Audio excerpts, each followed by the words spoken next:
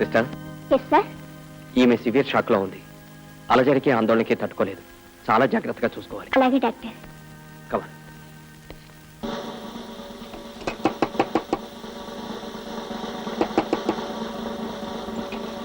Good morning doctor Anand.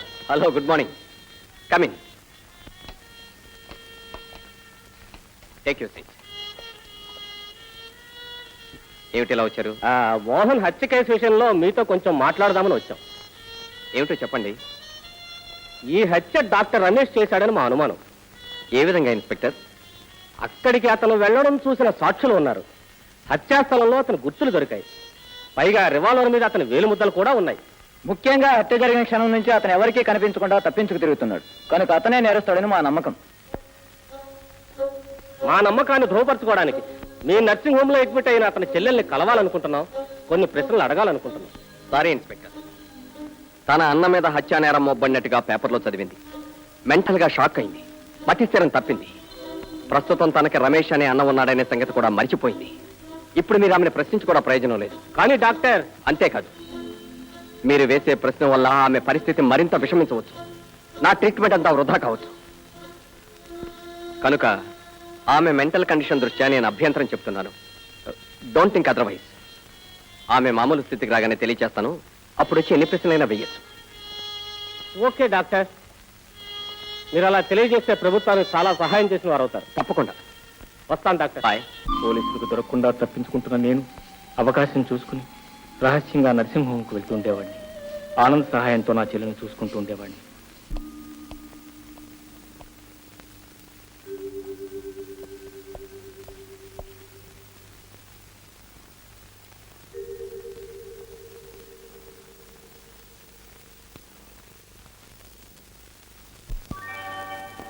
విరిసిన సిరిమల్లే పెరిగే జాబిలి పాలవేలో పుట్టిన తల్లి నా చెల్లి. విరిసిన సిరిమల్లే పెరిగే జాబిలి.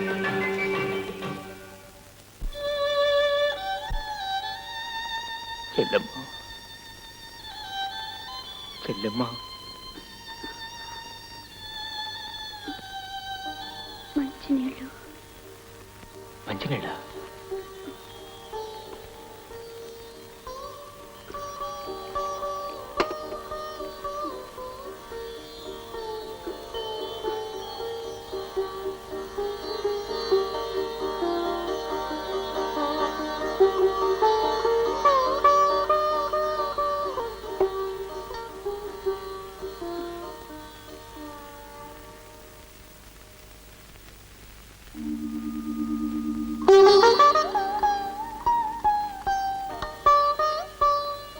మీరెవరు? నేను డాక్టర్ని.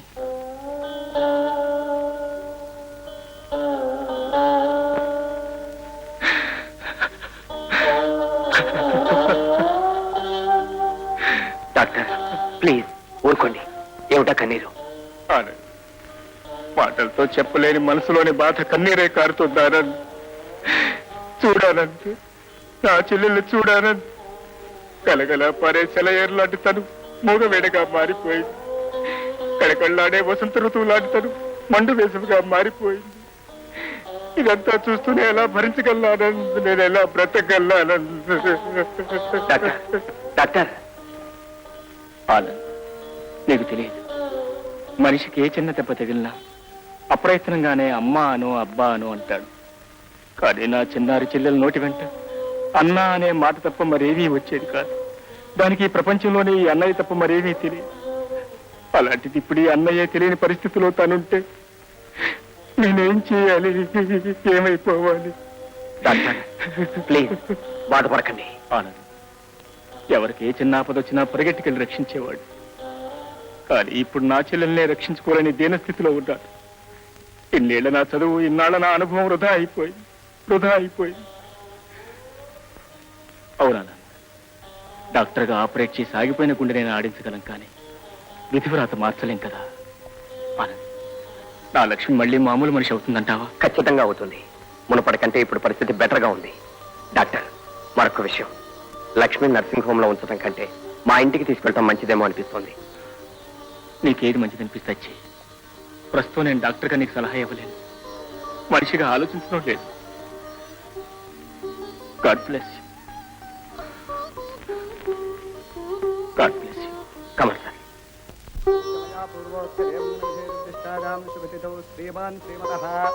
అతను ఎవరి పేరు మీద చేయమంటారు? లక్ష్మి పేరు మీద. కాదు, రమేష్ పేరు మీద. ఏ గొడవ లేకుండా స్వామి పేరు మీద జరిపించు.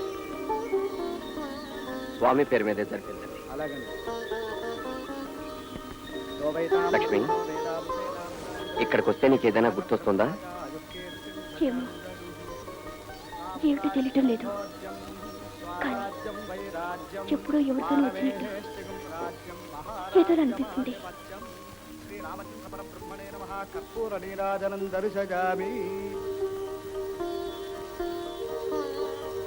పద లక్ష్మి, వెళదాం.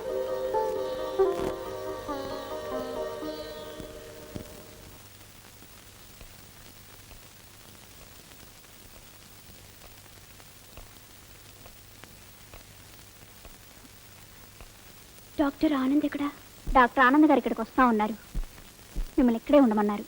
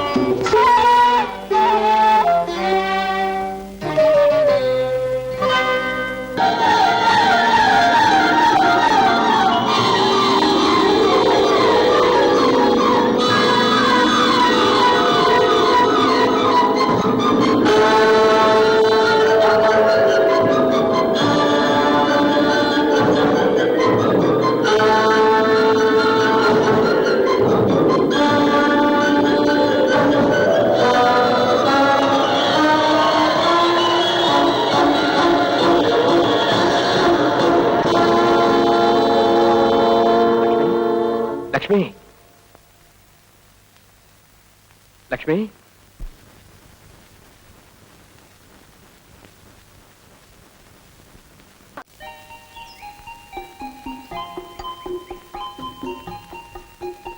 కాఫీ తీసుకోండి. ఏమిటి లక్ష్మి, కాఫీ నువ్వు తీసుకొచ్చావేమిటి? పని మనిషి రాలేదా? అన్ని పనులు అదే చేస్తుంటే నాకేం చేయాలో తోచడం లేదు. అందుకే కాఫీ నేనే చేసి తీసుకొచ్చాను. ఐసి, అర్థమైంది. ఏమిటి? కాఫీ అమృతంలో ఉండటానికి కారణం. లక్ష్మి, ఈ ఇంట్లో ఎలా ఉంది నీకు? మనసుకెంతో హాయిగా ఉంది. కానీ కానీ ఏమిటి చెప్పు లక్ష్మి. అస్తమాను ఇంటి దగ్గరే కూర్చోవటంతో అప్పుడప్పుడు కాస్త విసుగ్గా అనిపిస్తుంది. నన్ను ఎక్కడికైనా తీసుకువెళ్ళండి. షూర్, చెప్పుంటే ఇదివరకే తీసుకువెళ్ళి ఉండేవాడిని. ఈ రోజు సాయంకాలం మనం ఒక చోటుకు వెళ్దాం. ఎక్కడికండి? చాలా కావలసిన మనిషి దగ్గరికి. నీకు కూడా.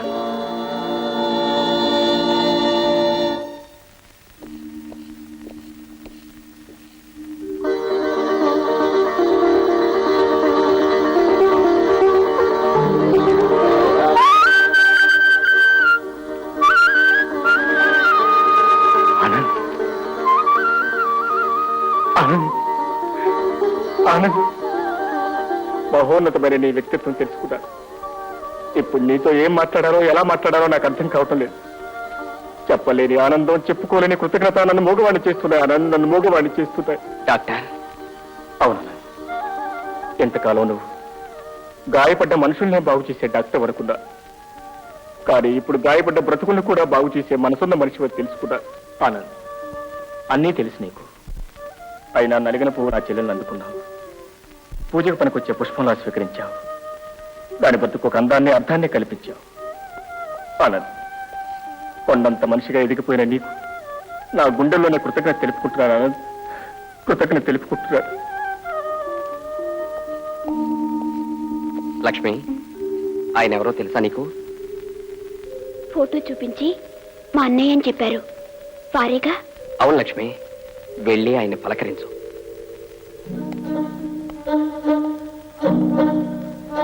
ఆనంద్ గారు, మీరు మా అన్నయ్య అని చెప్పారు. కానీ కానీ నాకు అసలేవి జ్ఞాపకం లేదు.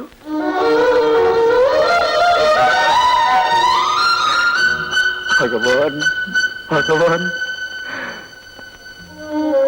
నాకు అన్నయ్య అనే పిలుపు లేకపోయినా పర్వాలేదు.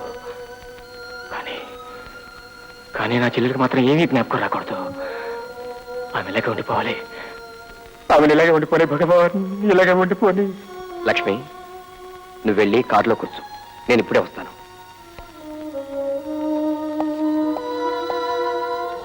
ఆనంద్, లక్ష్మిని ఇక్కడికి ఎందుకు తీసుకొచ్చావు?